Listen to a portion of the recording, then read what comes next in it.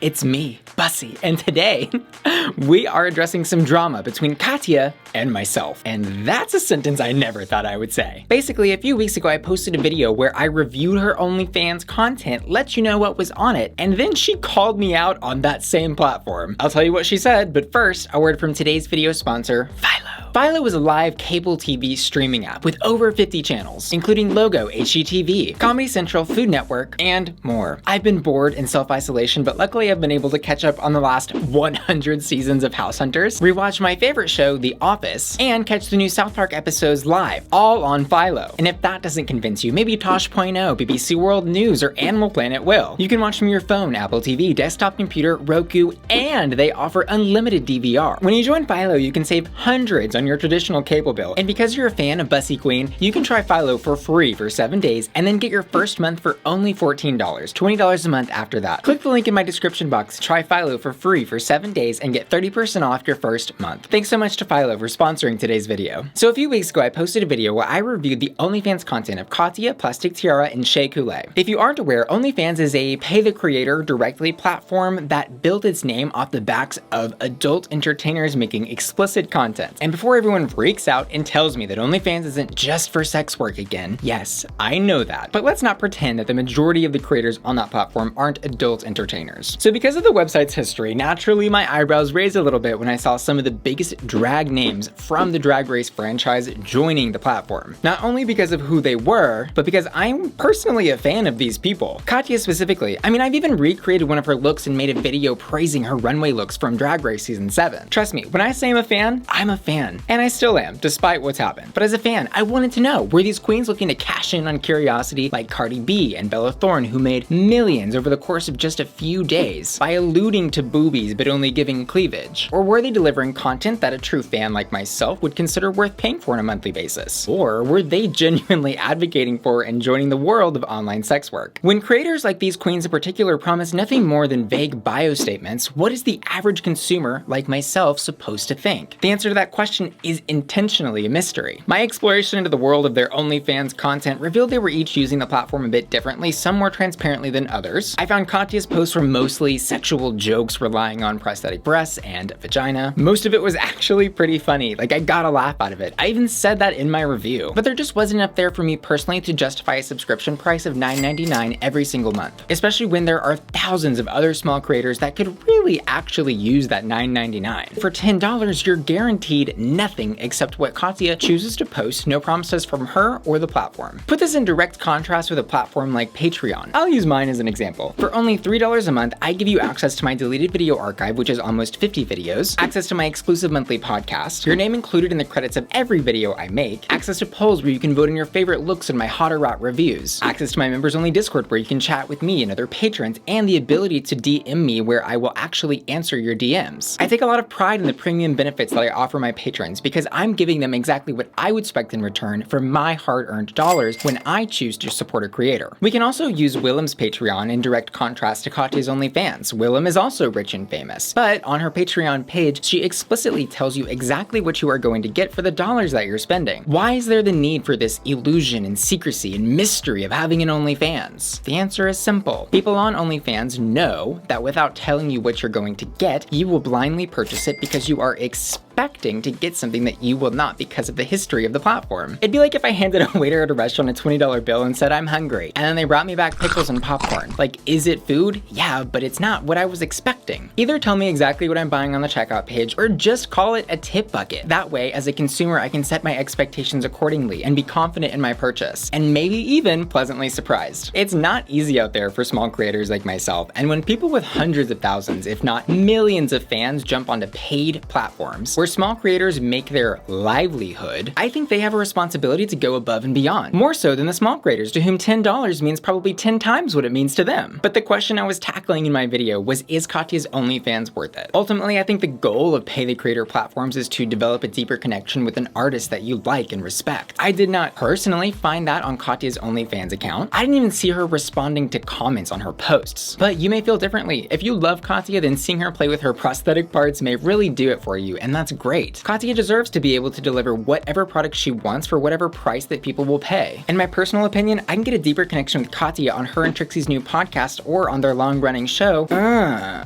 So I posted this review and reaction to YouTube and it got over 115,000 views, way more than I expected, apparently enough to come up on her radar, which is totally fine. I wanted these queens to see my reaction because I consider myself a fan of these people and I want them to know that what they're offering could be better. I want to see these people succeed, especially in this pandemic era when they're not getting all those live show bookings that they used to get. In my video, I suggested that she make her subscription price a little bit more affordable, more personal and introspective, and less of a joke. Her response? A photo posted onto her OnlyFans page with a caption saying, "Bussy Queen, eat my ass." Oh, and by the way, that same photo from a different angle was posted to her Instagram. So much for exclusive content, I guess. I'm not somebody that takes offense to things very easily, and I'm certainly not taking offense to that. But I was a little alarmed that she chose to call me out on her OnlyFans rather than try to have a conversation with me. So instead of acting rashly, I messaged her on OnlyFans with a $5 tip. Apparently, when you add tips to messages on OnlyFans, it goes to the top of creators' inboxes. This is what I said. "Hey girl, maybe I didn't give your OnlyFans enough of a chance. It was just my honest reaction to the content, and I'm sorry if you felt offended. It wasn't my intention to create strife. Are you interested in doing a short interview with me for a video or sending back a statement/opinion? I always prefer to squash out drama and/or misunderstandings when possible." I was and still am willing to have a conversation with Katya about her OnlyFans. However, that was on October 6th. She still hasn't responded. And this just brings me back to my main critique of the use of OnlyFans by Megastars. What exactly am I paying for? Paying a subscription fee and tipping them evidently doesn't even guarantee you more of a personal connection than just following them on Instagram. I can't even get a reply from Katya after I've given her $15 on a platform that is supposed to give me a deeper connection